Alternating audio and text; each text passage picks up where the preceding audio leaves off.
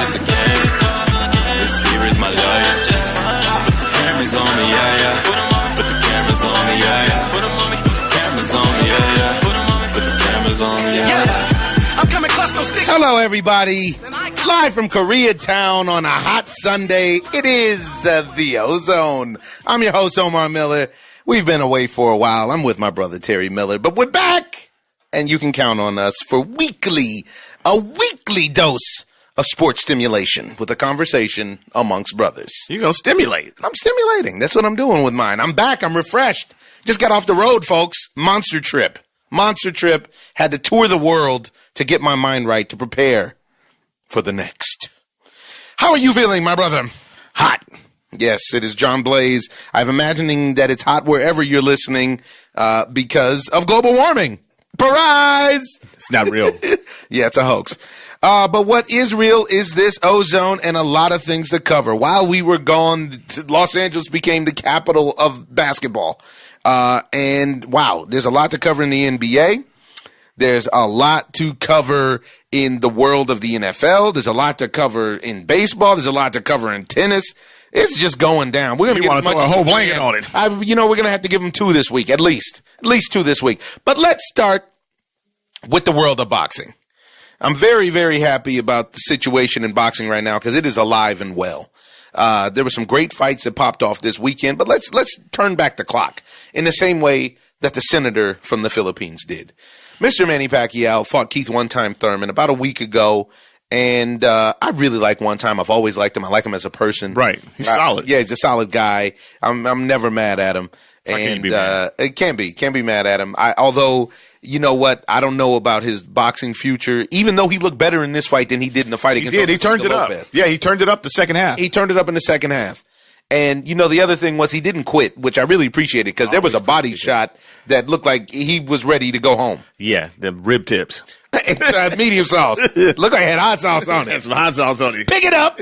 He buckled and he started running. He has a problem to his midsection. He really does. I've watched and now everybody knows. Yes, and they figure out that there's one point in that fight that I can land that punch and he'll get on his horse. And usually it happens early. With Sean Porter, it happened late, but with Jose Cito Lopez, it happened early.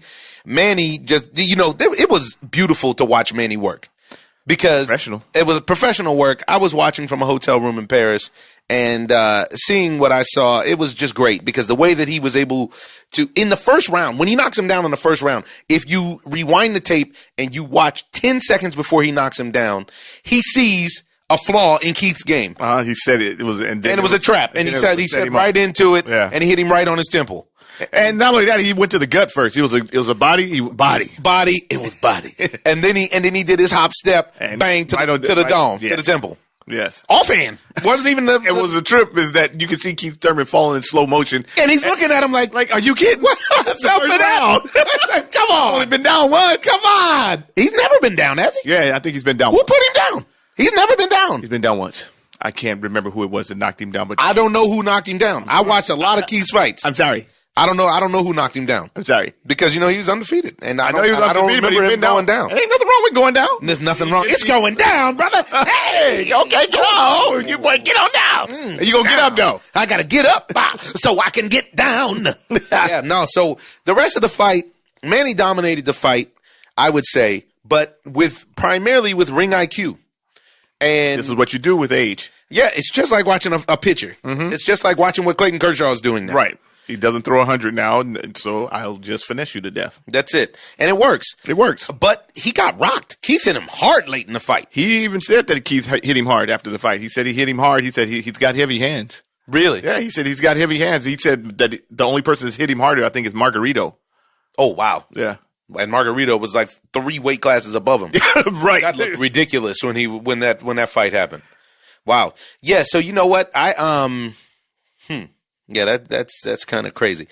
I actually think that Keith potentially has more of a boxing future than Manny does. I do too. He's a young man, but the thing that he needs to do is he needs clarity. He needs to step away from the game. I don't think he needs. He already stepped away from. Well, yeah. What I'm talking about, some type of way to get his. You can see when he gets hit, he loses it. Here's the problem. I don't think he loses it any more than anybody else. The problem is he exposes himself. When he gets hurt, he doesn't hide. Right. He doesn't look like he's not hurt. He looks like he's hurt. He looks like he's drunk. Literally. That's it. Not even punch drunk, just regular drunk.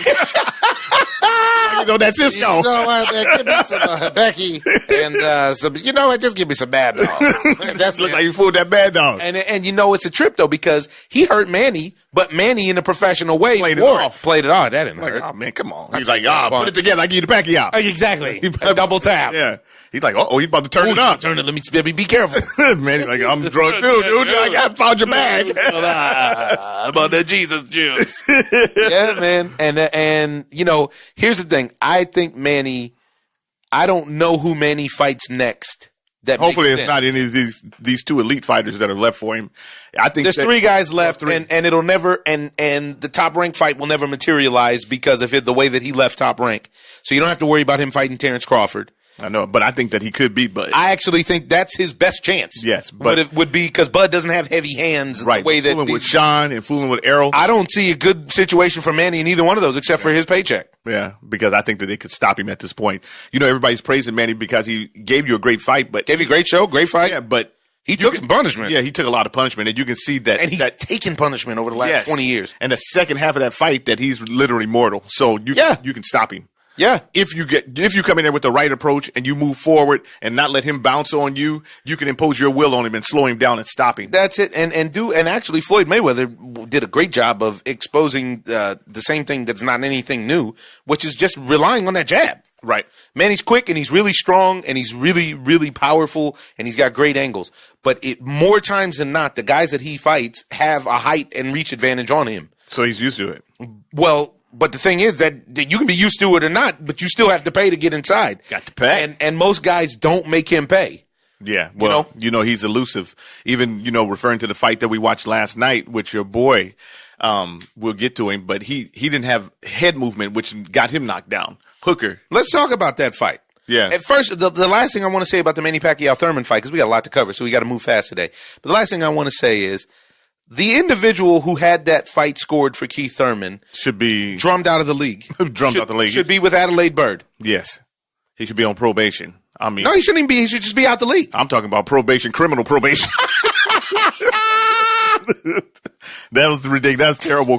Terrible card. That's a terrible card. What are you doing? This is like You're not the doing your equivalent job. of being on PEDs. Now, I wonder when That's the equivalent of being on PCP. Angel dust. Crazy Zuni. He got crazy Zuni. He got up on the roof. He got a bag of dust. What are you looking at? There is no way you could score that fight for Keith Thurman. Come on, man. We got to do a split decision. Nobody in the arena saw that. Here's the thing. There's always at least one ref on the take. Always. And they're hoping that somebody one else, judge, rather. Sorry, not one ref. Yeah, they're hoping that somebody else fell for it. That's it. Fell for banana in the tailpipe. That's it. Okay. And now here's my question to you, Randy Piper. What is it? Do you believe that they have the card filled out in advance? Couldn't do that. No, it's not like in their pocket? You couldn't do that because somebody might see you. Especially today with cameras and phones and everything else. You're like, yeah, dude, let me see that. What's that? What? That's not a scorecard. That's my parlay.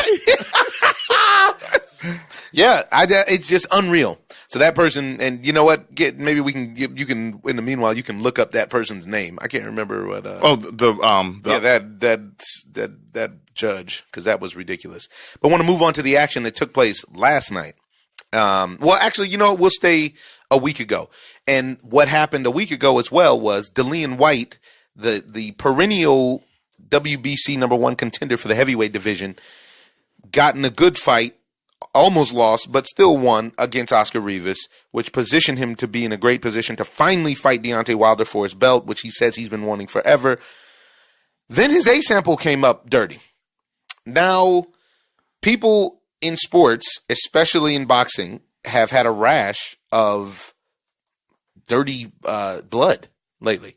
It's going, especially in the heavyweight division. Now, the WBC has done everything it can to deny him a title fight. I'll say that. But now he is most certainly helping the case. Well, he had a title fight before, though, with Anthony Joshua, and he got knocked out. Oh, for sure. That just wasn't the WBC. Yeah, that was all the rest of the belts. Yes. No, but what I'm saying is this, is that from what I've understood from the stuff that I read, he got cleared to fight still with the dirty sample by the British board. Right. Now, I just don't understand how that works. He got cleared like a week before the fight to still fight because they said that the sample, it was trace levels. Right. Like to the point where it could have been an accident.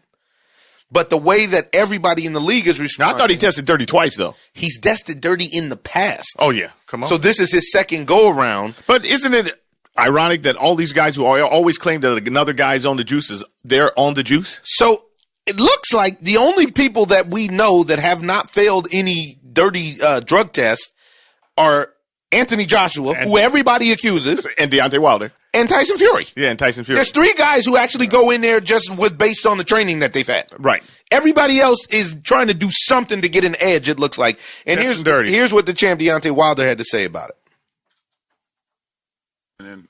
And finally, he officially became a mandatory, and here he is at the worst time in boxing to come out with a drug test to fail because of 2 fighters already died taking blows. And here you is come out with this. It's sad. Shame on you. It's shame on him, because at the end of the day, you can't blame it on nobody but himself. This is his second time. If he didn't learn from the first time, he should learn from this time, and hopefully, he'll get his act together because nobody forced him to take what he took. Nobody forced him to do that. He knew what he was doing. And if it comes back that his B-tempo is come back like it is, which it most likely will, being the fact that they didn't notify the WBC, they didn't notify the other side, that he was tested 3 days prior and they was trying to cover it up. It's going to be a bad lawsuit coming. I can see it coming. And you've got a busy. So the champ, who you can catch on a previous episode of the OZone, speaking about fighters who potentially were going to face him, who were on the juice, he had a lot to say. You can catch that interview over on ESPN. We'll put up a link to it. But honestly, this is a guy in Deontay Wilder who actually had his growth stunted because of guys being on the juice. He had maybe 4 fights in a row where he couldn't get a fight. Right. Because guys are juicing. Because guys are freaking juicing. What are you doing? And you have boxers, just like he said, boxers get killed in the ring without the juice. Literally. Just from an accumulation of blows. And what we've seen so far are the guys that aren't the big hitters. You know what I'm saying? These guys usually, it's an acclimation of punches that put these guys in a coma or something like that. But when you talk about moving up to the heavier guys, this is really, really a dangerous thing. It's a dangerous thing. These are smaller guys. And if you didn't know, it's been all over everywhere. You have to be under a rock to not know. But Maxim Dadashev died after taking 12 rounds of punishment. And the tricky part is that it was never got to the point where it was so absurd and so open where it's like, oh man, they need to stop the fight. He just took a sustained beating, which is so dangerous. Guys don't die normally when they get knocked out early. That's not how you get brain damage and how you die. And then next, the same thing happened with the fighter Hugo Santillan. He died after in-ring injuries. This is a serious. It's a serious thing. sport. It's a serious sport. You don't play boxing. As every boxing coach, champion that has come on the OZone, they all make it very clear that you don't play boxing. Yet they're all choosing to do this, which is what leads me to this weekend's fights that we just watched. So Gervonta Tank Davis fought Nunez, who looked really good for a round. He did. And he even looked good in the second round until he lost focus. Got a little cocky, was showboating for the crowd, and Tank hit him with a monster left. Which you have to give Tank credit for because he was being observant of how was acting. Sure was. He was flossing for the crowd and everything else. He's like, oh, okay. Yeah, take this. Mm-hmm. And he's got big thump for a guy that's 130 pounds. Yeah, he's built like a tree trunk. Yeah, a tank. and so he gets the guy in trouble. He gets Nunez in trouble. Nunez takes a few big shots, and they stop the fight. Nunez is still on his feet. This is halfway through the second round. Too early. No standing 8 count.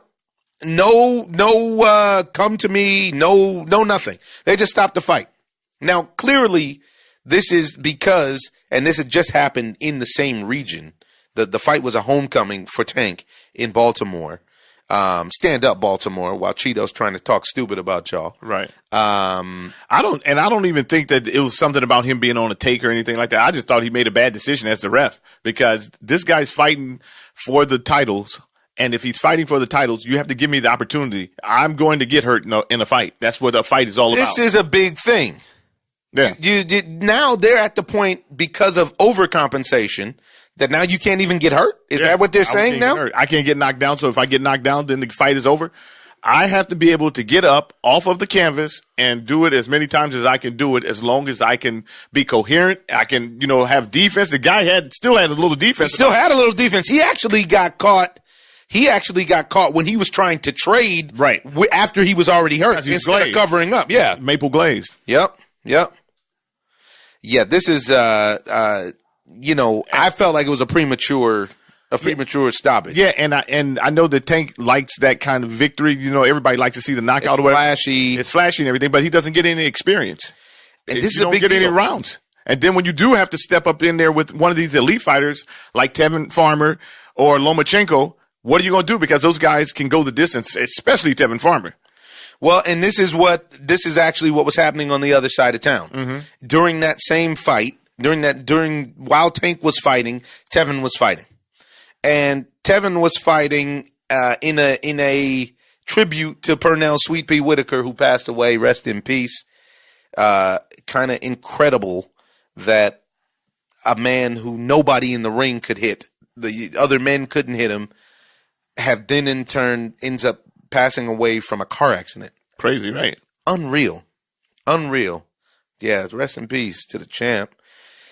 But with that, I watched Tevin Farmer's fight, and Tevin Farmer fought a Frenchman who he put on a clinic on, basically. But he went a little too far on the Pernell tribute. He went a little too far. A lot of sweet pea instead of just putting the pressure on the guy. But he actually took a little bit too much punishment at the end. I agree. Sweet Pea don't do that. Sweet Pea was not about that punishment, not receiving. No. And so, but the thing that's interesting about Tevin Farmer is he keeps getting rounds because he's perennially going 12 because he's not a knockout artist, as most little guys are not. Right. I'm very excited to see that fight. And then after the fight, he had something specific to say because after Tank's fight, we'll play them both for you right now. In the aftermath of that fight, he called you out. He said he wants to fight you next. Can that fight be made next? It can't be made because he say one thing, he say he want me, but the people that's behind him saying something else. Gervonta say he want Tevin Farmer. Leonard Ellaby say, I'm gonna move Gervonta the way I want to move Gervonta. Let's read in between the lines. Eddie has sent them multiple offers saying that Tevin Farmer want to fight. And it's constantly excuses, So I move forward from that. Fight. If it happened, it happened. If it don't, I don't give a damn. I want all the world champions out there. Burchett, Jamel Herring, shout out to him. Who else? So you see what time it is. To me, I saw the whole situation. They had a big row. I think it was at the Mandalay Bay in Vegas. Okay. A lot of cussing, a lot of low-class behavior. Big crowd gathered around where Tevin said, I want a chance. And this is before he was a champ. He was like, I want a chance because I'm going to beat you up. And, Tank made fun of him being cross-eyed. Tank made fun of this. Tank made fun of that. And made fun of how his money wasn't up because he's a bum and I'm with the money team and whoop, and blah, blah, blah. And the fight never materialized. Tevin kept on about his business, became a world champion. And the fight never materialized. And over at TMT, the money team, they all said exactly what he said. I've watched it after fights. Leonard Ellaby and Floyd Mayweather said we're taking him, making the right fights at the right time. We're moving our fighter along as he should be, blah, blah, blah, blah, blah. This is going to be interesting because there's been nothing but reports about Tank not getting along with Mayweather in the camp, partially because he doesn't feel like he gets to fight as often or who he wants to fight. Yeah, and it looks like Mayweather's trying to make him follow his model by handpicking fights. And he's a young stud that's interested in mixing it up with everybody. And challenging himself. He's really young. Yes. He's at his athletic peak. He wants to push himself. I don't blame him. That's what you want to do. But you don't want somebody who's standing over you telling you what you should do. You can listen to him as a mentor, but as far as just him telling you who you're going to fight when there's people out there calling you out. And this is the discipline you can say that Floyd had. I never actually cared for it, but it is a discipline of sorts where you can then in turn make the right business decision per se, as opposed to the right athletic or competitive decision. Right. And it worked for him. It worked for him to the tune of, $1 billion, whatever it is that it did. Yeah. But it's not by any means. It doesn't do anything for the sport, but it worked doesn't do anything for him. for the sport, and it doesn't do anything for his legacy because it keeps him off of the people who know. It keeps him off of the high ranks that he could have potentially been on. Exactly. Despite the fact of fighting and beating a ton of world champions, most of them at the wrong time in their career. Exactly. And that was by choice. Some of the guys before they were where they're supposed to be. Just at the wrong time. Yeah. This was a key. Now, after Tevin's fight, the headliner on that fight was the Maurice Hooker Jose Ramirez fight at lightweight. Woo, champ. Man, that was a good fight. They went at it. And Hooker was, the favorite, I would say. And he came in. He looked strangely uncoordinated for being a high-end guy. He did. I don't know what that was. Crazy effective. Crazy effective. Had great defense. He got dropped in the first round, which really wasn't a knockdown. It was a fake knockdown because he actually stood on his foot. And even Jose Ramirez said so afterwards. Yeah. It wasn't a knockdown. That wasn't a knockdown. And that put extra pressure on him. To have to extend himself to try to catch up. Yeah. And he got caught. And he even says it in his post-fight. He said, man, I just lost focus for 1 second. Yeah. And he got me good with a left. And that's what the elite ones do. That's what they do. They see it. And this is the 6th round that this happened. And he didn't go down, but this was a great stoppage. But it was a little late.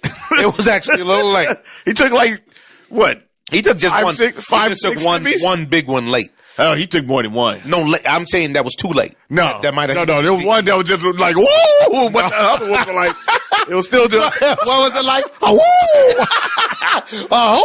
Cha. I don't know if that was a situation.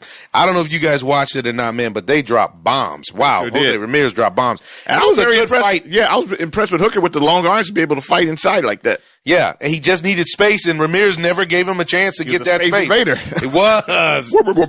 But it was really nice afterwards because afterwards they had a really good exchange, and Hooker was really a class act, man. They were both class acts. And this is that banana peel situation of fighting in your homecoming. They fought in Dallas. It was his homecoming. And I think once again on display was the greatness of Robert Garcia. Yeah. Robert Garcia had Jose Ramirez ready. You understand? And he knows he crafted a game plan that gave Maurice Hooker problems. Well, and it seems like what you get from Robert Garcia is he's not going to take a fighter who's not going to have the discipline to listen to him. That's it. And you don't trust his game plan. Exactly. Or don't come to me. Or don't even come. I'm not trying to hear that. Yeah. Because you see when guys. Even when he was talking to Mikey during the Earl Spence fight. Yeah. Come on. Like, if you wasn't a little brother, I might have to. He even talked about stopping the fight. Yeah. But you know what? His fighters are disciplined. He gets the right fighters to execute his game plan, and it works. He put pressure on Maurice Hooker. Maurice Hooker never could breathe. Right. But then Maurice Hooker landed the most power punches, but Maurice Hooker could never get the job done to get him out of there because the kid had a chin of granite. Yeah, man.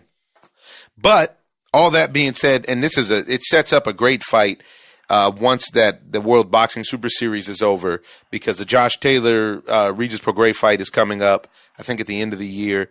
I expect Regis to win that and win the series. And they're supposed to be fighting in the UK, right? I do believe. But Regis is the best boxer in the world at 140. Yes. And honestly, there's some great fights to be made there. They're talking about Mikey Garcia staying at 47 for some reason. I don't know why. I think he's just trying to push himself, but he should go back down there because it's still a lot of work for him down there. So he's got a lot of work to give at 140 or at 135. I mean, 135 seems like it'd be hard to. Maybe it's just getting harder for him to actually make 135. Right. But at 140, there's great fights against Regis, against this Ramirez character, even against Josh Taylor. I just personally don't see either one of these guys beating Regis. I mean, Ramirez was committed to that body shot. I think that I would like to see Hooker fight Mikey. Really? Yeah. He had heavy hands. I think Mikey beats him. He's got the reach, though. Mikey's really, really small. But especially because Mikey's brother, has already crafted a game plan to beat Hooker. Right. But he took a lot of. I want to see Mikey after this Errol Spence fight because you know when you get tuned up like that, it makes you into a different fighter. I think he's still going to be good. You think he's going to be good, but I'm just saying that. No, I think he's still going to be okay is what I'm saying. I don't think he can get tightened up. He get that by me. That's hilarious. Yeah, so you have that. Those are two great fights. And you also had this after we skipped over it, but after the Pacquiao Thurman fight, you had Floyd Mayweather and Manny Pacquiao jawing on. That's Floyd Instagram. trying to get some attention. Yeah, Floyd wants to get attention. He wants the attention without paying the price for it. Step in the ring and get your attention. That's the kind of get attention. as much as you want. You get as much as you want. That's what Pacquiao's letting him know. But he's dancing around. He's in everybody's shot. He's all in the club, all in the video, dancing. He turned into the Suge Knight of boxing. Death row. And then there's something else I wanted to cover because, all over Europe, I didn't see anything but Alexander Usyk and Lomachenko as bosom buddies. I mean, they were every single country I went to. I was in the UK, I was in Spain, I was in Italy, and I was in France. Every single country was them doing interviews together, training together, hanging out together. They're really feeling it. They seem like really good friends. Why not? And they're both committed to the sport. Great fighters. They're great fighters. I mean, Lomachenko, I still want to see him fight more people. But he's in the situation, looks like, where they're handpicking his guys, too. But it looks like Usyk has recovered his arm pretty well, right? Usyk is ready. They said that he's going to fight. He's going to be back with Takam again. It's going to be Takam in September, October. No, well, he said he wants Deontay, but they said that for him to be mandatory, he can be the mandatory for the winner of Ruiz Joshua, and that's if he beats Takam. But he said himself that he wants to fight Deontay Wilder if he had to choose. He could beat Deontay Wilder. And he seems to know that. And he felt like he could beat Anthony Joshua as well. I think that he just seems to be a very confident young man in his ability. I think people are going to be shocked at how effective that Usyk is. Yeah, how effective that he is, but with his speed and power combo. But when Anthony Joshua comes back, because I think that people are really discounting the talent. It's over. Yeah. In everybody's mind, that was it. He was never any good. Yeah. The Olympic medal doesn't mean anything. Right. The titles were fake. Right. That uppercut that he stretched Klitschko's neck with was a fluke. That was a great fight. They went, was that in the 10th, 11th round? Yeah. I mean, come on. The kid showed tenacious D. But it's interesting because it's gonna be it feels like he's got to win against Ruiz, even though that's a bad matchup for him. But it seems like he's got to win against Ruiz. Otherwise, boxing is going to try to drum him out. Yeah, that's pretty much it. It seems like they're really trying to find a way to drum him out. Because he's not the braggadocious, bravado type of guy. He's really humble. He speaks a lot of positivity. He even took his defeat with, humility. With class. Yeah, with class. And class. He can have some class. He talks some class. I don't know where they sell it, but no. It was with class. Kemble. Actually, he was down in Jacksonville. They were training. But people act like that this guy's wasn't a real champion. It's not right, because all of the great champions all the way through every division in history pretty much have taken an L, except for who? Rocky Marciano and Floyd? Yeah, and Rocky Marciano, Floyd's doesn't really count. It doesn't count, but I'm just saying. For one, he got a big decision against Jose Luis Castillo that he shouldn't have got. For two, he did a lot. Now, don't get it twisted. Floyd all the way up until 47, I was a fan. But at 47, he became a businessman as opposed to a fighter. Right. And that's fine. That was his choice, Yeah, but I just want to put an exclamation mark on this whole thing about the zero. It's overrated. Completely. People losing. And everybody says that Andy Ruiz is a bad matchup for him, but he's learning the game. And not only that, I'm very interested to see what his people do. Right. His people give him the adjustments you would get the typical classic Anthony Joshua. I think that he got too lax. Obviously, he was hanging out and doing the wrong things. But you see when he puts it together, and if he executes his game plan, he puts you on your back. Yeah. What you got? Well, you know what I got? What? Major League Baseball. That's what I got. Let's just get straight to it. Let's get to where we want to be. We're nearing the trade deadline, folks, and there's a lot of people that need help. And there's just a weird trade that went down. A very weird trade. And everybody's trying to figure it out. What in the world are the Mets doing getting Marcus Stroman? So Marcus Stroman is one of the more coveted trade deadline agents right now. He's the number one. I would say he's number one. And he was most expected to sign with the Yankees, to be traded to the Yankees. Or the Astros. Or one of the clear contenders. Instead, and he came out and said, hey, I'm ready to dominate wherever I go. Right. He was like, to the Mets? But instead he came out to the Mets. And the Mets are 11 and a half games back of the Braves that they won't catch, even though they've won 4. And they're 6 games back in the wild card. So the question is, they're talking about trading Thor and Zach Wheeler. Yeah. So does this mean that they just got him as trade bait? Or did they get him because they're actually serious about trying to make a push? That's a good point. I didn't even think about them getting for trade bait. But Perhaps they put together a deal with Thor. Perhaps they become the pitching dealers at the trade deadline. And now you brought up a good point, which is now the looks like that mosquito jumped on you. I saw a quick reaction ball. like, oh, You need the lefty. Get him in. Yeah. So now maybe that's the sneaky thing that's going on. Okay. And they become in this age of the new real trade deadline, not the trade deadline. Then trades happen 3 or 4 days afterwards. Maybe now they're actually we'll look at this. We got the pitching, man. What do you guys want? Right. We're pitching dealers. We got Wheeler, Syndergaard, and Stroman. and they were smart because they just traded away to some minor leaguers. They gave away some minor leaguers that aren't proven products. So perhaps they will throw in Yoenis Cespedes and Thor.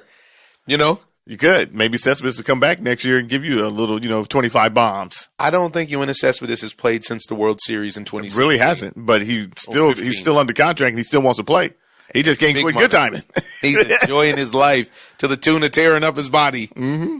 Man, you just never know with people. Yeah, but that trade is completely off the map. I have no idea what that's about. And maybe it's to your point, like you're saying, maybe they're trying to harness the market with the pitching stable and then they can, make a move. Make some big moves. Honestly, I felt like San Francisco was going to get him. I felt like San Francisco was going to be a dark horse because San Francisco is making a push. They're at that spot where they have to decide if they're going to, be buyers or sellers. That's it. And I think they should be buyers personally. They're only 2.5 games out of the wild card. Yeah. And they've won before, and everybody knows they've won before. This is Bochy's last year. Yeah, and when he gets into a situation where he can get a title, you might. And nobody wants to see Madison Bumgarner in a tight situation in a 1-game playoff. He'll shut the Yankees down. It doesn't matter who it is. It's a problem. He's going to do it there. It doesn't matter who it is. He's focused. Yeah, he's a different guy. And they're not far out. They're far out of first place. The Dodgers have run away with the division, but the wild card is up for debate. So he's an elite. Marcus Stroman was the elite pitcher in this, free agency right now. But after that, who's out there? Because they pulled Madison Bumgarner off. Yeah, because they're making a run. Yeah, they're making a run. So there's not a lot of people out there, and the Dodgers need bullpen help.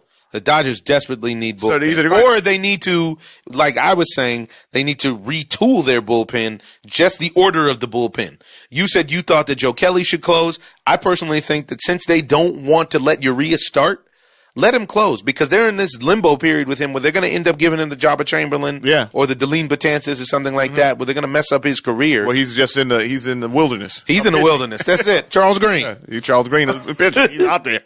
Yeah. Yeah. But, there's so many because they were saying that the Padres were at one time in line to get Marcus Stroman and Thor and all these. I don't understand these teams like that are after these guys because I don't even believe that Thor is under control after next season. No, I think it's just a rental. Yeah, he's a rental. So why would you give up? And he's not being super effective this year. No, and he hasn't been really super effective the last 2 years. Well, he was hurt. So yeah, you're right. But he. So yeah, man, I don't know. And the Dodgers with their bullpen, they need help, not just to switch Kenley Jansen, because even when you switch him, his fastball, his cutter is still flat. Even if you move him, I take that flat cutter in the 7th inning. I'll take that. You can't take it in the 7th inning in the tie game. You can because you still have up to 9 outs to recover from that. Who are you gonna go? But Baez is with the Dodgers. Suspect. I just cannot see. I have been at Dodger Stadium the last 2 years and watched the Red Sox and the Astros celebrate on the field at Chavez Ravine. Right. The World Series. I don't see the Dodgers winning with Kenley as the closer. They can't. And I love Kenley. Actually, I've always loved his work. He, at one point, if there was probably a 4-year period, he was the best closer in baseball. But you know what? Everybody has an expiration date. That's how it goes. And he doesn't have to get out of the league. No. I don't think it's that he can't just guys out. Move out of the position of closer. I think that the Dodgers, in a roundabout way, are letting him know that he's not going to be the closer anymore. How? Because they're trying to get Felipe Vasquez from the Pirates. Yeah. But they have so many minor leaguers that they're trying to, pilfer that I don't know if they're going to give him up. Right. Meaning Felipe Vasquez, because I would give him up for a couple of them, but I couldn't give him the whole farm for him. Right. But that's sending a signal to Kenley Jansen that you're not getting the job done. We're going to actually go get a closer. I hope that's the case. You wouldn't get Felipe Vasquez and have him pitching in the 7th or 8th inning. Felipe Vasquez is dominant. Very dominant. He gets it done. Yeah. That just, it is what it is. The trippy thing to me is why doesn't anybody ever approach the Tampa Bay Rays for pitching? Because they have it all. Because they have it all. They're stacked. All the way in the minor leagues, all the way up to the top. They're full to the brim, dude. That's it. They Except got for it. Blake Snell, who just went down. He just went down, but he's I hear what you're saying.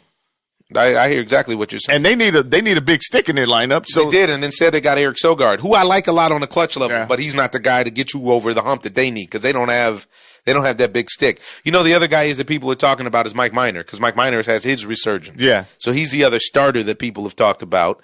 I also am hearing the rumblings that they're upset with Trevor Bauer and the way that he conducts himself. I like Trevor Bauer though. You can tell he's sort of like a sore sport. You know, he can't take the L. He's a bad sport. He can't take the L. He'll do anything to win. And he's the type of dude where you play PlayStation or something like that where you have to play all night because he's he's never going to run it back, man. Let's go. No, that was a fluke, dude. I didn't even. Whatever, man. My guy the handle tripped out. You'll play for 20 hours straight for sure. And so, yeah, you saw what he did today, right? He threw the ball and over the center field.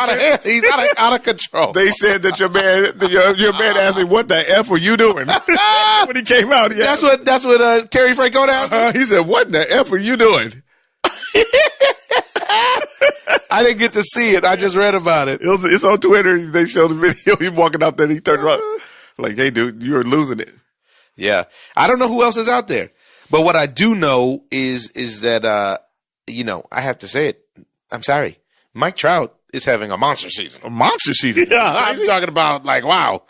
Crazy monster. He came to Dodger Stadium and showed his whole ass. All of it? The whole thing. I thought not even one cheek. The butt naked. Wet. Butt naked. Yeah, he hit a ball to Hollywood. Right. Man, oh man. To the freeway. I mean, he's swinging stick. He's driving in runs and everything. One thing about Mike Trout is that he has protection. He has Ohtani. He's got Ohtani. Yeah. I still, if I'm going with the best player in the game right now, I would have to go with Christian Yelich or Cody Bellinger, and I would take Christian Yelich over all of them because Yelich is super clutch. Yeah, because he's super clutch. He hits for average. He hits for power. He doesn't have a lot of help. No, at all. He has help, but he doesn't have a lot. He doesn't have any. Not the kind of help that the other guys have. Mike Moustakas and Ryan Braun. Sometimes that's not. I wouldn't consider. Although Moose is a big time ball player. Yeah, he is, but he's not the threat that you would. Especially when the mark is on you for being the best. Exactly. You know, and the dude performs in big time situations. And Trout performs in big time situations. The problem I have with it is he's never in real big time situations because the Angels are going nowhere fast. Right. Let's hear what Trevor Bauer had to say real quick. I owe a sincere apology to all my teammates, my coaching staff, the organization, and all of our fans for how I conducted myself today. It was unbecoming.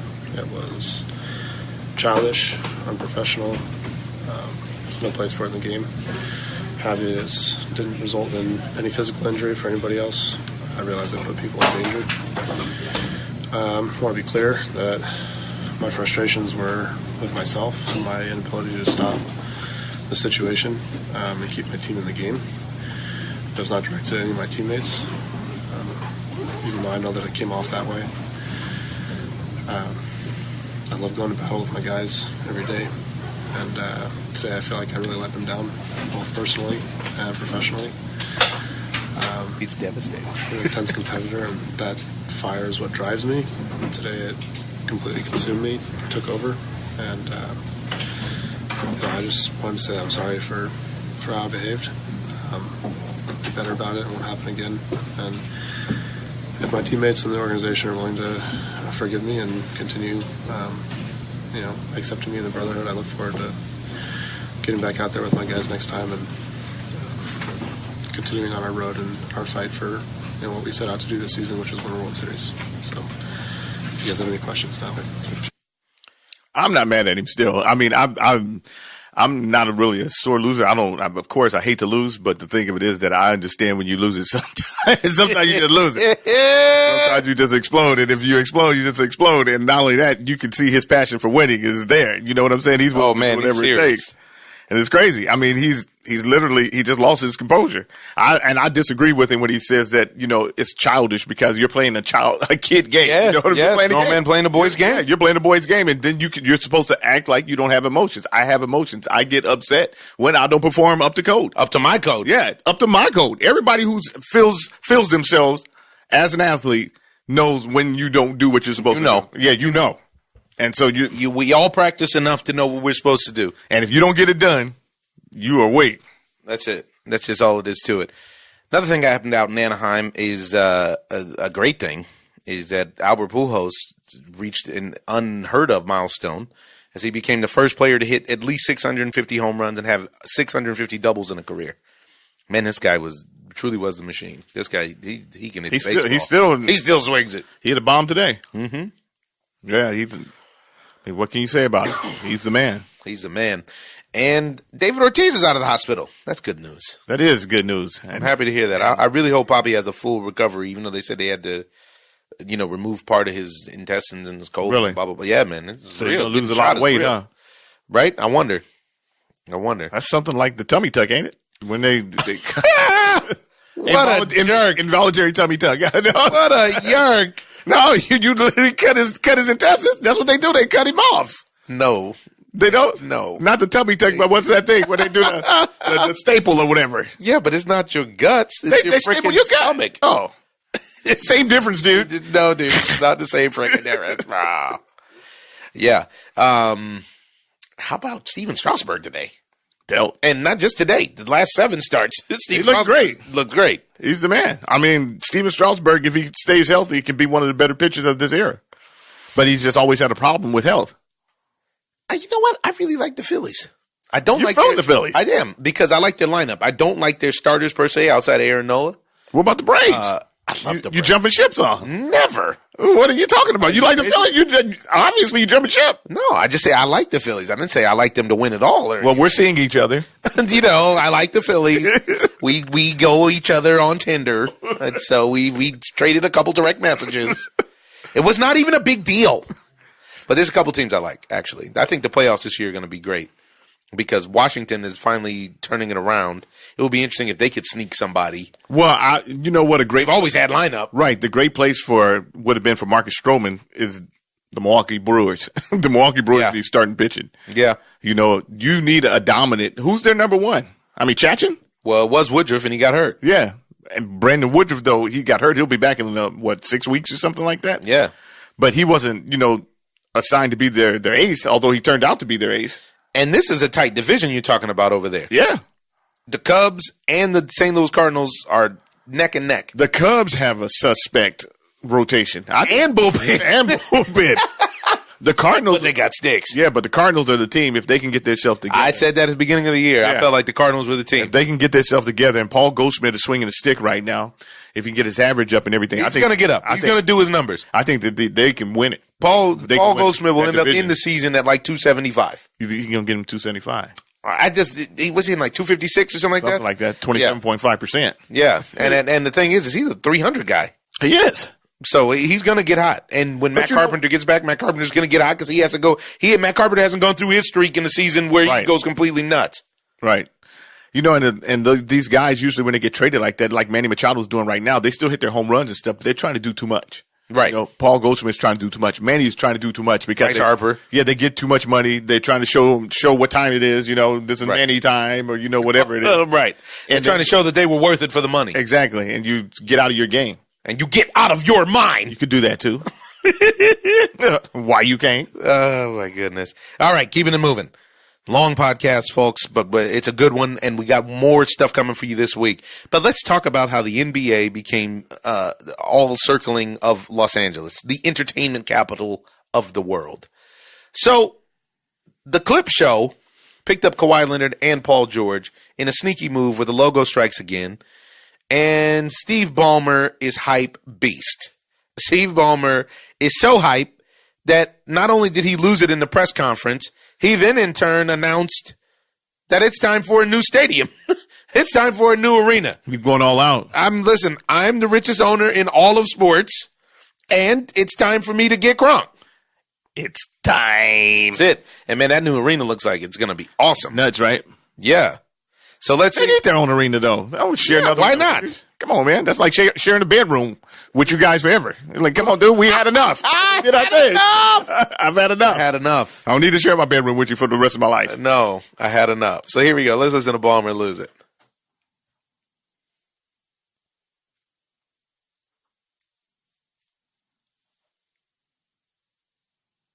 Ballmer? Dude? Is that you? Hold on, bro.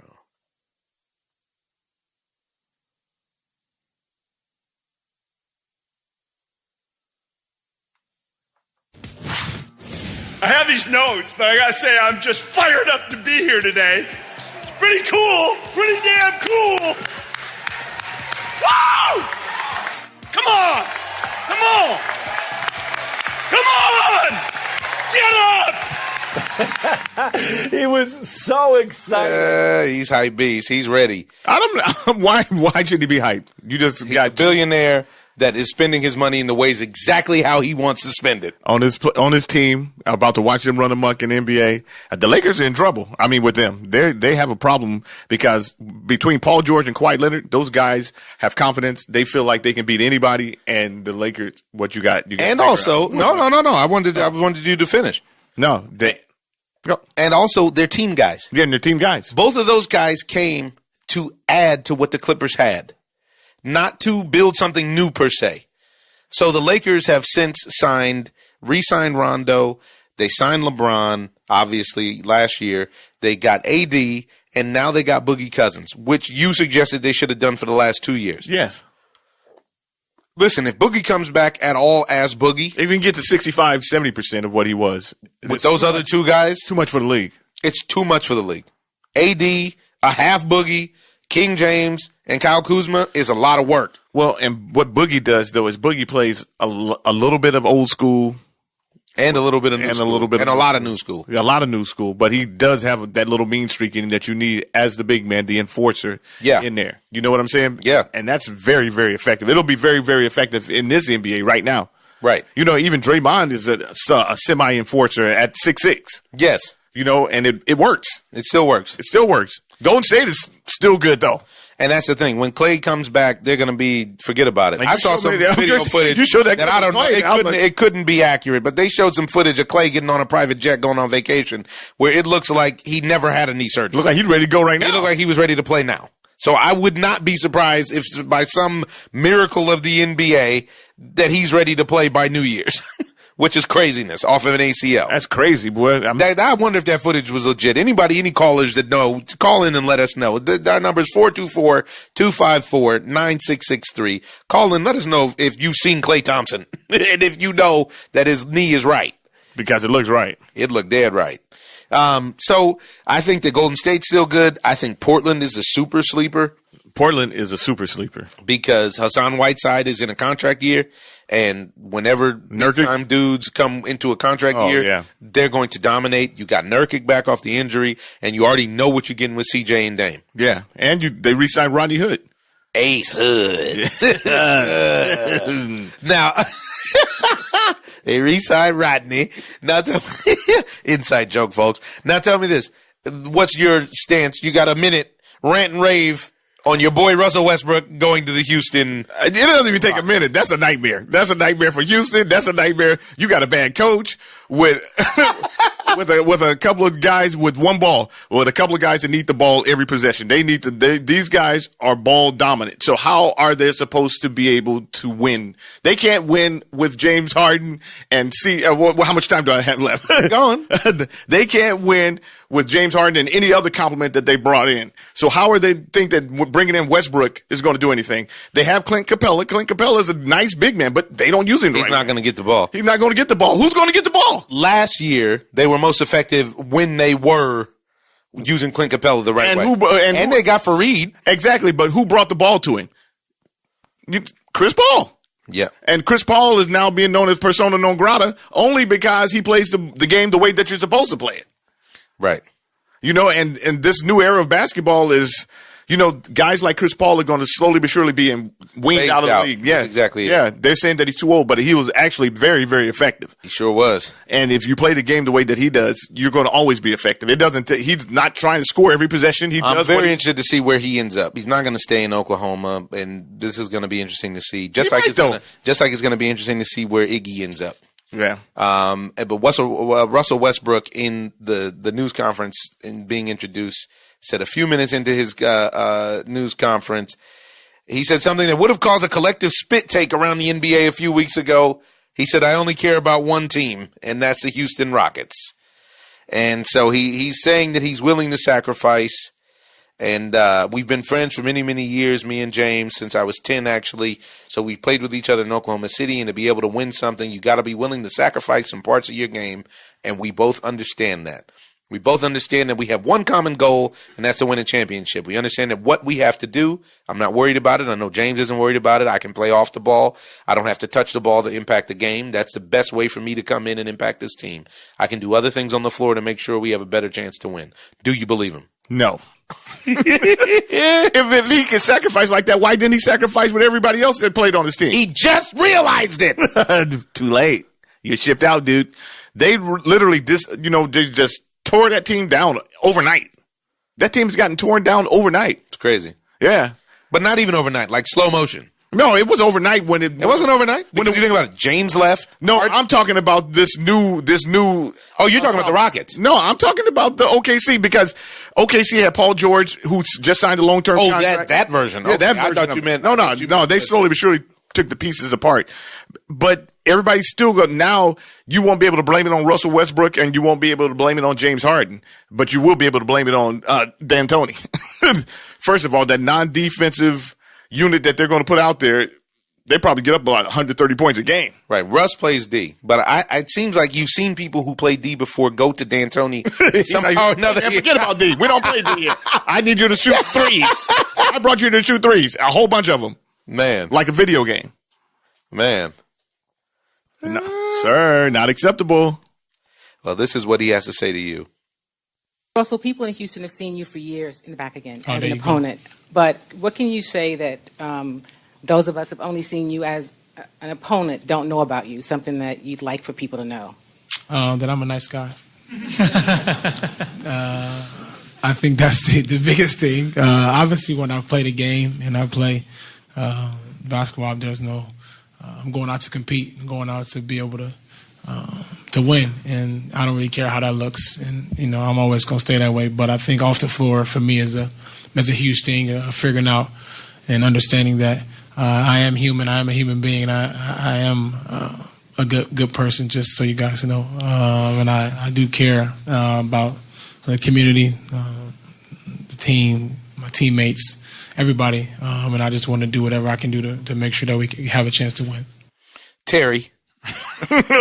I just cut it off before you said your name. Oh, cool. Thanks, man. I don't want to get called out in public.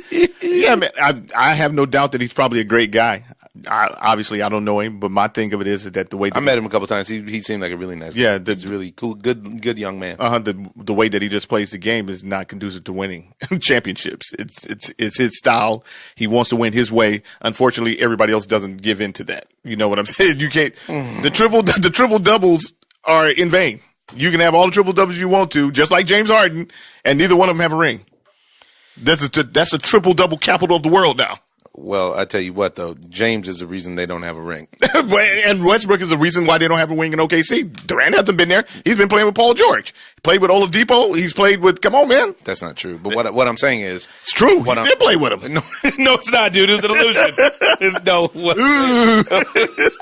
What I'm saying is James, that South Beach life, that Anthony Joshua got a hold of James in the finals. James disappeared. And they couldn't get that dub. Couldn't. Snuck that first one out, then it was all downhill. Forget it. It's like, I'm to the club. Where's Miles at? Shout out to 112. Go get a steak dinner. Right. Oh, man. Yeah, that's crazy, though. These guys, man, they literally need to focus up and work on their game. I know that they have the resources to have a good time, to live the life that they want to lead and everything else. And I know that these guys spend a lot of time getting in shape and everything. But when a game comes down to it, you just don't feel like these guys are shit. They want to get their numbers more so than they want to get the dub. This is true. And speaking of which, This is what, speaking of which, this is what General Manager Tommy Shepard had to say about Dwight Howard. The quickest trade I've ever done in my life that sent Dwight Howard to the Grizzlies for C.J. Miles. He said that this was the easiest decision that he had to make, and that is really unfortunate. You see how he's fallen off, Dwight Howard, and you see Dwight Howard lobbying to come back to L.A. to play with the Lakers and blah, blah, blah, blah, blah, blah. Dwight Howard's a guy that had unlimited potential, right, and his game was incredible, actually, for a while. Now they got him on bended knee. Yeah. Yeah. Yeah. They broke him down. They break you down. There was something else that I wanted to cover that I thought was really interesting, which was, and it caught a lot of bad press, which was Kendrick Perkins speaking out on how Mark Jackson has been blackballed in the NBA over his locker room Christianity. That's a very interesting stance because we've seen this in several sports, guys who express their religion, their faith, and it goes the wrong way. But the question there to me is, unlike, say, a Tim Tebow, because to me, nobody had gotten it worse than Tim Tebow. Tim Tebow was a winner, a proven winner. He wins football games. Right, he won playoff game that he shouldn't have won. Yeah. And he was a proven winner. And because of his faith, he got drummed out of the league. Now, Pacquiao took a couple L's as well. Pacquiao took big L's, and all of a sudden he had some suspect cards. Yeah. Daniel Murphy got dealt in New York to Washington because of the stuff that he said, it seemed like. And after being the hottest second baseman commodity in all of... the best hitter for a few years. Yeah. The best second base hitter besides DJ LeMahieu in baseball. Yeah, exactly. And he was doing it in the playoffs. Now, what they're saying is that Mark Jackson was bringing his Christianity into the locker room, meaning he was asking guys to pray, he was asking guys to live a certain way, and so on and so forth. Which is interesting because in that situation, I actually think that he's out of line. Do you? Yeah, because he's the coach. What he says goes about basketball, but you can't force anybody else to live your faith. No, but... And I don't know if that was what was going down. Right, but he can make suggestions if that's his faith. That's his faith walk. If that's his faith walk, then as a suggestion, I hear you. As a Christian, that's his duty. That's his call to put that out there for people to to live the right way as he sees it. And if he doesn't do that, then he's negligent, right? He's got to answer to a higher calling. This is exactly so all I can do is suggest, right? That's the sacrifice he was willing to make. So they ship him out to the booth. And ship him to the booth. And it's not like he's asking anybody for a loan. He's still doing well. Right. But I feel like he's commissioned to do that. And so he should. But maybe he feels like he's commissioned to do that. Obviously he is as a Christian. But the thing of it is that Christianity also is free will. You can make the choice. You decide. You make the call. You're on deck. Exactly. You have to make the call. But yeah, Kendrick Perkins caught a lot of heat for bringing it up. Yeah, but this is the problem, though, because we can talk about anything else, but we can't talk about having faith. That's not right. It's all attack war, all out war on faith in the country. That absolutely true. I completely agree with that. And I just think that Christianity is getting the raw deal a lot of times right now because of the hot Cheeto. They got a lot of Christianity has a lot of poor representatives. Yeah, because he's pandering right now. Yeah. Yeah, and he's substituting sin. So if you denounce one sin, it's okay to participate in all the rest of them. Is basically what he's selling. All right. But what about before we jump? What about Steve Kerr coming out speaking about the players colluding to play? I didn't even lay it on me. I'm not familiar. Oh, okay. I thought you knew about that. Well, he's just said that the NBA has also said they're a little worried about the players actually getting together now and speaking, on playing because this whole situation with AD saying that he didn't, he's asking for a trade. Oh, well, and while you're under contract. And this you can't demand a trade. And this is actually tied into the whole Kendrick Perkins thing. That actually, now I know what you're talking about because apparently that started what Kendrick Perkins was kind of talking about with Mark Jackson because he's on a crusade to get Mark Jackson his credit for building the team. Oh, okay. I can understand that. I can dig that. Yeah. And you know what? I don't know about this because it doesn't seem right for the owners to collude. Right. It's not. And it also waters down the league when the players decide to meet up with each other and play. Yeah, and there's a softness to it that I just cannot accept. Right, that's the old school mentality though, because you want to play against the competition like Kawhi wants to. And you see, there's a handful of guys who still have, and Jimmy Butler, they want to play against the competition. They're not interested in joining the super teams like that. We can build a team or develop a team or get young talent, but I'm not just going out to try to find 5 dudes that I can run with that's going to run everybody out the park and that make the game as easy as possible. Exactly. You want the competition. That's what you play for. But with the way that the guys are doing now is that they're colluding, and when it comes back, because all of this stuff always goes full circle, and when the owners do it, I don't want to hear the players crying about it because they're doing it right now. They're literally going out on, vacay and deciding where. Take, for instance, Kevin Durant, they said that they had decided already where they were going to play already, about a year and a half ago or so. Yeah, and that's ridiculous. Yeah. And they're under contract. They're under contract. But at the same time, it's not like he didn't put up 50 against the Clippers. It's a true story. He's doing his job. That's not saying that he's not doing. But that's what the collusion implies, is that there's some sort of, this is what I'm reading right now. What Steve Kerr said, which is that to me, when you sign on the dotted line, you owe your effort and your playing to that team, right? But not plotting and twisting to get out of there. And I think KD may be a bad example because AD. It seems as though, and we're going to find out next season, but it seems as though AD decided to not play in a series of games because he didn't feel like... To the point where the NBA said that they were going to have to find a team because when he was coming back, the team said that, hey, we're not going to let him play because they were trying to trade him. And they said, the NBA had to say, hey, we're going to fine you per game if he's not playing it without a legitimate reason. Yeah. Kind of like how they do the fines for the rest. Right. But it's interesting because... He just basically went on a miniature work stoppage. Right. He kind of threw a tantrum. And you see a few guys do that, though. They're demanding trade. And specifically to a place. They didn't just demand a trade. And that has something to do with them trying to build a stable in basketball almost. You know what I'm saying? This is the clutch sports. They need to stay away from. They need to be wary of that because boxing has shown us that it hurts the sport. It does. I mean, we have, 4 or 5 super teams, and then are you interested in watching the Memphis Grizzlies or anything, after the fact? Not unless you live there. Yeah. Which diminishes the product. Yeah. That's I don't know where they're going to go with that because I don't see any way of them stopping this. What can they do to stop this? Right.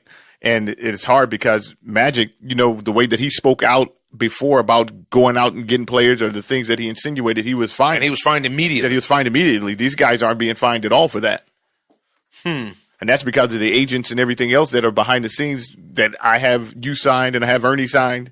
And now. Nice. We're on the team. Nice team. Nice post team. I don't know what's your jumper looking like, Ernie.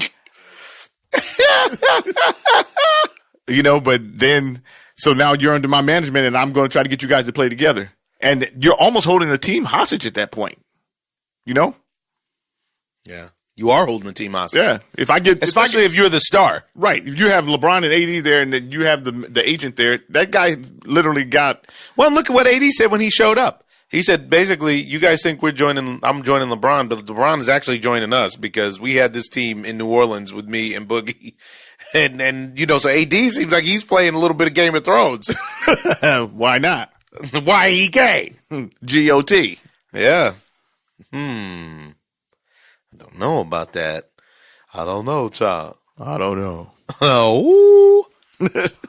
You didn't know? Well, no. You don't know. So, Ernie knows. You know, child. No, child. Ernie knows, child. Nobody knows what we're talking about right now. So, moving on. A lot of stuff going down in the NFL. I think we're going to save it for the next pod, but just real quick, you got your boy Cam is on a pitch count for his shoulder. Ridiculous.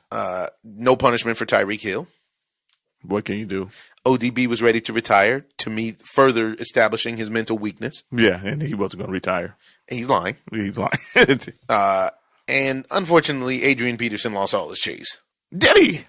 You didn't hear about that one. I didn't hear about that one. That one hit you hard, boy. Yeah. I saw that. All from whooping the kids. All from whooping the kids. Things went left. No, he didn't lose his money from whooping ass. What he was losing money from? He lost his money behind trusting somebody in his family with his cheese. Ooh, he gave him all his cheese? Of course. You always have to give him all of it. Otherwise, it doesn't work out right. You give me all of it. Do it. See, you messed up. Why you laughing at AP? I'm not. He could come back. He'd give him another contract. He'll come back. Hey, well. But yeah, they said that his agent said he couldn't speak on it right now. But this is another situation of an athlete trusting the wrong person. Not a financial advisor. With the cheese. It might have been. Who knows? I mean, you know, people lose cheese. It's one thing that you learn when you dibble and dabble with some bread is that it's a whole different animal keeping money than making money. Right. You know, there's a lot more people that are adept at making money than are at keeping it. Well, and then you look at athletes or any kind of entertainers or whatever, you're good at your craft. That doesn't mean that you're special or expertise in money management. That's it. So let you do you and let somebody else do what they're supposed to do with the cheese. Just make sure that they don't play too much. Man.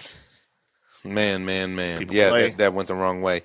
And the last thing I want to cover before we go was that incredible match at Wimbledon. The finals at Wimbledon. Oh my goodness. We didn't get to speak on it. We were in Italy. We were in a tiny village called Cisternino. With bad internet. And great wine. Great wine. The trade-off there. I don't know. I gotta have my internet. I gotta have the internet. Gotta have it, people. Wow, what a match, though. Arguably the greatest match in Wimbledon history. Oh, man. And it comes down to the end of the day, the moment was too big for Roger Federer. You think that it was too big? You can't say that. It wasn't too big. He won more games. Yeah. In every set that he lost, every single set that he lost, he had him a match. In the tiebreak, I think he had 12 unforced errors in each set that he lost. He had him telling you when double match point. Right. When I was watching him, you could see that he literally loses focus now. And I think that might just be an age thing, not where he's old and can't focus, but it's just that he's done it so many times that he just literally might lose interest. Or just like we watched the fight last night where a guy loses focus for a few seconds. And you're playing against the other guy that's the best. Yeah. And you're playing against the other guy that's the best right now. And he took advantage of that. And there's literally only two people in the world that consistently give Roger Federer a problem. Right. There's two guys. It's Novak Djokovic and Rafael Nadal. And Nadal is not giving him that many problems. he handles Rafa nowadays, unless they're in Paris. Exactly. Unless they're on clay. Yeah, but right now, you know what? Playing around with that Joker boy, he get you out of there. You make a mistake. He gets you out of there. You too old. He is Garrett Cole. I got you. I got you 2-0. I got you 3-1, 3-0. Come on, man. You got to bring that cheese. And he made a mistake. A few mistakes, unforced errors. I think even double faulted, right? Yes. Come on, man. He just had to get this is what I'm trying to tell you. It was a trip. And they want to watch. Yeah. And I'm here to tell you, I've said this since last year when we covered on Advantage Omar for the Tennis Channel, when we covered the Laver Cup in Chicago. I really believe at the end of the day, they're going to say Novak Djokovic is the greatest of all time. It's all said and done. As long as nothing happens to him physically. Mm-hmm. And this may have been, I mean, we've said this so many times and he just keeps winning, but this may have been the last chance that Roger had for another slam victory. Maybe not. He is the greatest player of all time at this point. So maybe he'll figure out a trick in his tool bag. But the speed, the hard courts to me favor the younger guys. Question. You know what I mean? But then that's how you end up working off of other guys getting eliminated, you know, because he picks when he's playing. He's not playing in every big tournament, you know. He's playing in all the slams. He's playing in the slams. He's not playing in every Masters tournament. So in that, he's smart. He's picking his poison. You know, now he's picking his fights. Resting. Uh-huh. He's resting. Yeah. Well, he's not picking his fights. Don't not like that. Yeah, Roger like that. No. Because you don't get to choose who's in the bracket and all that kind of stuff. No, you don't. But I'm saying that he's not out there on tour like all the rest of these guys who are playing. Not all the time. This calendar year, he played a lot. Because this year he played clay I think that he's playing smart right now with his age. Hard, clay, and grass. Yeah. So this year you're talking about him playing, you know, I was surprised when he took it to Paris. He's like, you know what? Let me see if I can get Rafa. Let me see if I can sneak one against him. Rafa was like, no, you can't. I still have it. This is my spot. This is my spot. I just will keep piling them up until my knee gives all the way out. Yeah. Man. Yeah, that was an incredible match. How many hours? 5.5, I think, 6 hours, something crazy. And I watched every point. Ooh. I watched and the internet acted right that day.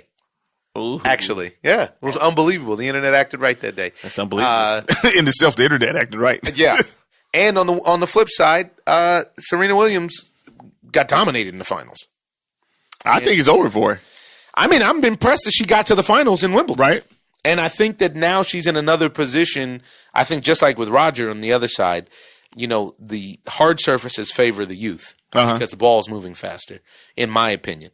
And thus the quicker players, the players with less wear and tear on their bodies can do better. But Simona Halep played she played out of her mind. She played flawless tennis. And it's not a knock on. Totally dominated. Yeah, and it's not a knock on Serena. She's done her thing. You can't knock Serena. It's impossible. She's done her thing. Yeah. I'm sorry. And you know what she did that I wanted to speak about that I was really admirable was that she said that she came out and actually apologized to Naomi Osaka personally. She called her after that U.S. Open debacle from last year and apologized for taking the spotlight and making that moment something different than what it was. That's really big of her. It's really big of her, and it holds a lot of weight. And it needed to happen. It needed to happen. It was completely out of line. And the cool thing is that she actually spoke on it. She could have done that and kept it low. Right. The fact that she spoke on it going into this year's U.S. Open, where it was the scene of the crime, if you will, to me, that's really, really cool. Yeah, that needed to happen. Because, I agree. Yeah, I was a little upset with that myself because I don't like to see it taking that shine away from her at that point. But Osaka got eliminated early. She's real young, and since she's left her coach, she hasn't been able to get it together. Right, and then the other kid. But physically, she's still there. But what's the other kid that came out? Coco. Coco was the story. Ooh, chomp. Coco was the story. Coco looked like the future. Looked like we were watching the future right there.